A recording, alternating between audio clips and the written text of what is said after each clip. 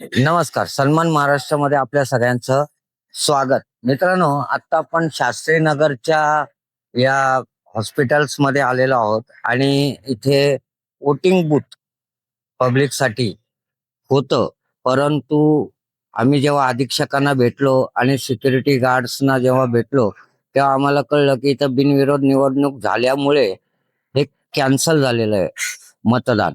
पण आजही KDMCच्या ॲपवर इथलं वोटिंग बूथ दाखवलं जात आहे आणि लोक इथं येऊन सिक्युरिटी गार्ड्सना विचारून परत जात आहेत. या सिक्युरिटी गार्ड्सना त्याचा त्रास होत आहे. लोकांना इथं बिनविरोध झाले निवडणूक असं सांगून सांगून ते कंटाळलेले आहेत.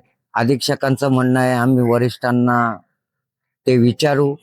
इथं वोटिंग कॅन्सल झालंय असा बोर्ड हाताने लिहिण्यासाठी सुद्धा वरिष्ठांची परवानगी घेण्याच्या गोष्टी इथं चालू आहेत. आम्ही अपडेट देत राहू. तेवर मी हेमंत कुमार केळकर आपली रजा घेतो. पात्रा सन्मान महाराष्ट्र.